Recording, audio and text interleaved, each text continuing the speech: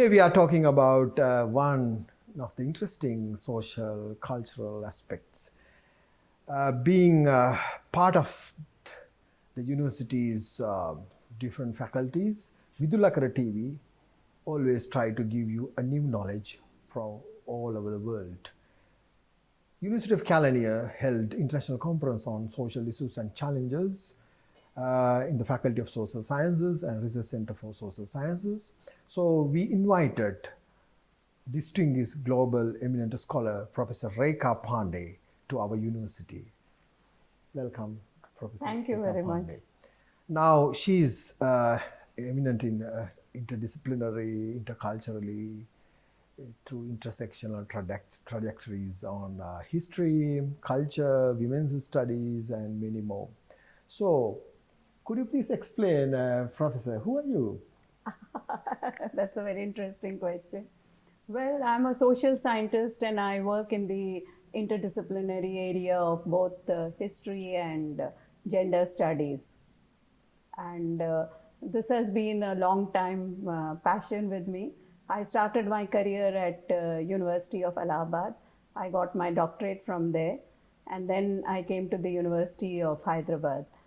In between, I went on deputation to another university in Hyderabad, Maulana Azad Urdu University, and so I got an opportunity to work for Muslim women also. So this is something which is reflected in my research, my teaching, and my writings. Thank you, Professor Pande. Professor Pande is not an asset only to India. She has traveled many countries, states, Buffalo University in UK, London University, Bristol University, and some other universities in France, because her knowledge is versatile. He has done marvelous research. He has up to now published 20 books, more than 200 top journal papers on Indian history and how it interplays with the modern women's studies. Professor Pande, what is, in terms of Indian political hot culture, what is women's studies, please? See, there's a feeling that, by and large, if you look at any traditional knowledge system, women are ignored. Because of our patriarchal understanding, we do not talk so much about women. And at the most, if you look at how women are represented in the knowledge system, we can use a term called edit. We have kind of, we have evaded talking about them. We have deleted whatever they have contributed. We have ignored it. And at the most, there is a little tokenism about which we talk. So, when the feminist movement started in 1960s and many of the countries were talking of getting freedom, they also realized that, when we are talking of freedom, women also need freedom, and there were hardly any histories of women. So they started, a new discipline saying that we need to focus on women, and that is how women came, and it talks about the experiences, the perceptions which women had, and it's adding to the knowledge system, be it sociology, history, political science. This is a new discipline which takes in a lot of interdisciplinarity from all these subjects. Thank you, Professor Pande. Now, the social sciences is still alive because in the modern sense, the science means which reflect the true behaviors and means of how people living in this moment. In that context, our laboratory is not controlled, unlike the pure sciences, because social sciences lab is the society where we, in this moment, in this time, lively live, and how we encounter problems and how we solve the problems. In that context, Professor Rekha Pande comes from originally Indian history. Is a marvelous, versatile asset of knowledge. What is Indian history, Professor? We've had a very long history of more than 5,000 years, which is the written history. And earlier it's an oral tradition.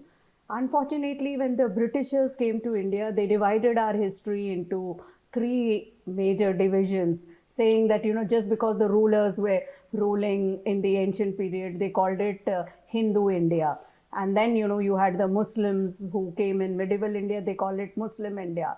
And unlike that, they could have called it Christian India in the end, because the British were Christian. They call it British India.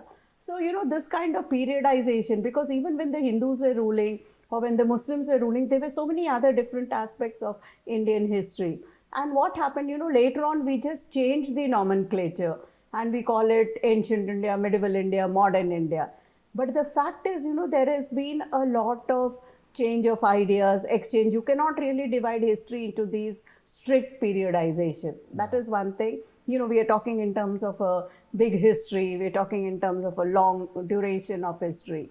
And we are also talking about a lot of interdisciplinarity. Today with the globalized world, with the interconnectedness, there has to be a lot of exchange of knowledge. We have to take the knowledge from different disciplines and then use it. So this becomes something which is very important.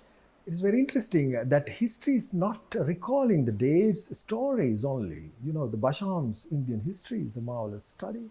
I know 𝗙𝗰𝗲𝗧𝗂𝗧𝗪 in JNU, Jawaharlal Nehru, in 2008, I have fortunate to listen one of her lectures in addition to reading his interesting narratives in Indian history. History is rereading our society, isn't it? And you now become a prominent scholar in women's study, now critically intersecting why the power and agency is interplay between man and behavior. Actually, the one fundamental question raised, whether women's studies only concern about the women. Professor. See, what happened, like any discipline, like I gave you an example, initially when we started, there was nothing about women. So, the first generation of historians or people who were writing, they were also trained in the traditional methods of history writing. So what they did, they just started with additive history, saying that, okay, our history is only talking about men, let's add women to it. And then, after that, you had a second group of scholars who started talking about gender, where they said, okay, we need to, this is the work which men are doing, what is the work which women are doing? And they were talking about these. And later on, you had another kind of stream which developed, which said contributory history. We also need to highlight the contributions of women, what they have contributed to our society, to our culture. Because if you look at mainstream history, we are only talking about men, because the whole understanding is that history is something which happens in the public domain. History is only his story.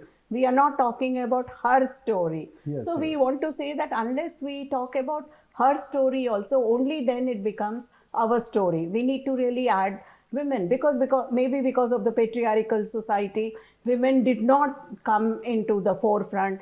They had very restricted space. The only space available for women was religion at that time.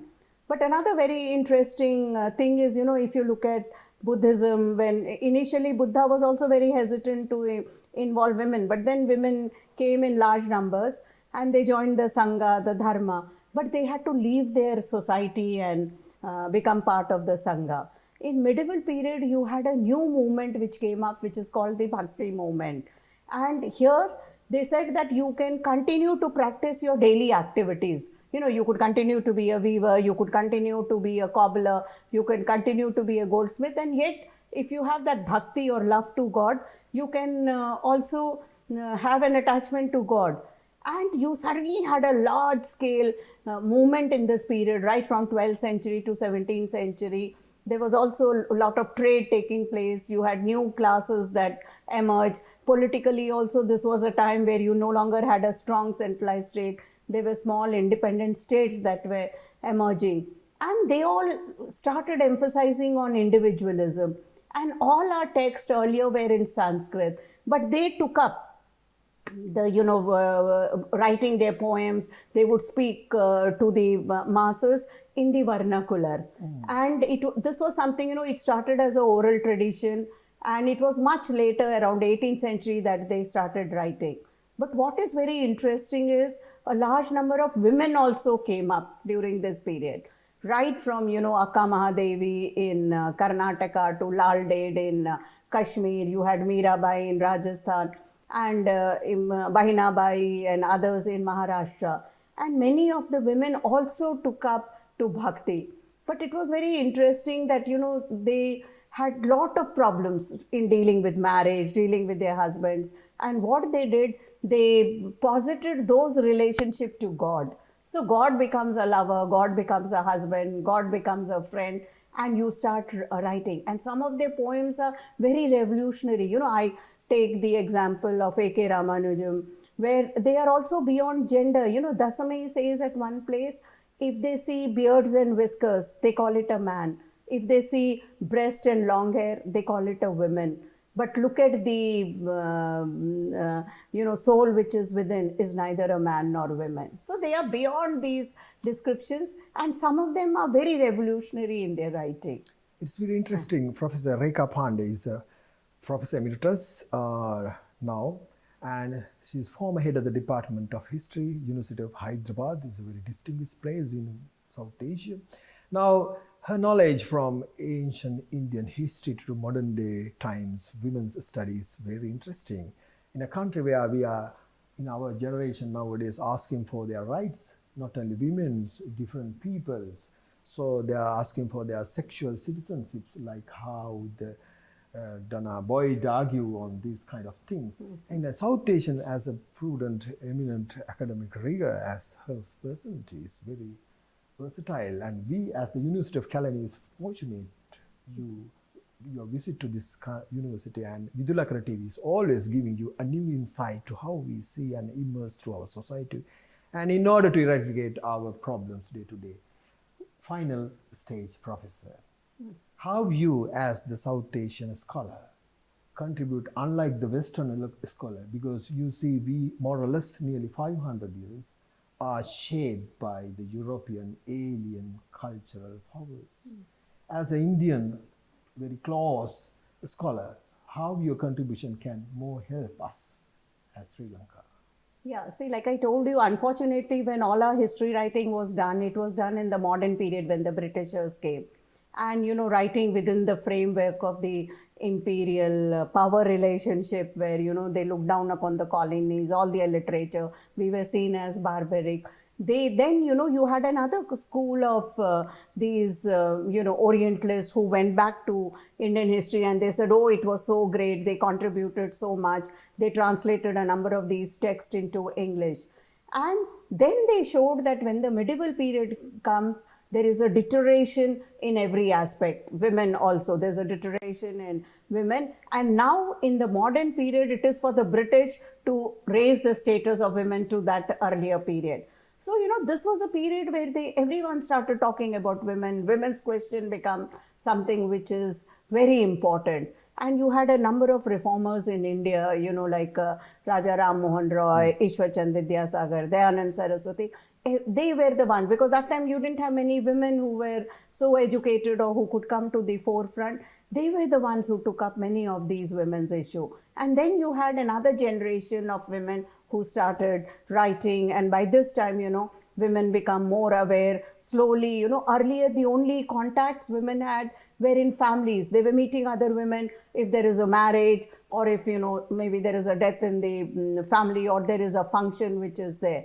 But now, first time, you know, when education comes to women, they find linkages, they establish friendship with other women, women's organizations come in, and they start, raising a number of issues which are of interest. Unfortunately, you know, we have really not looked a lot at our indigenous sources. When we write our history or when we talk about it, we have so much of our knowledge if you look at our text, the way it has been written. And so, you know, we definitely need to go back to our indigenous sources and create a history which is based on that, you know, which is more local, which is more indigenous, and then it will make a lot of sense. So it's a great privilege. You listen this marvelous knowledge. We as the University of Kelaniya Vidulakara TV is also fortunate to your talk, and thank you very much, Professor Rekha Pande. Once again, we'll invite you to do this kind of very interesting, fabulous talking. Thank you very much. Thank you very much. I really enjoyed talking to you. Thank you. Okay. Goodbye.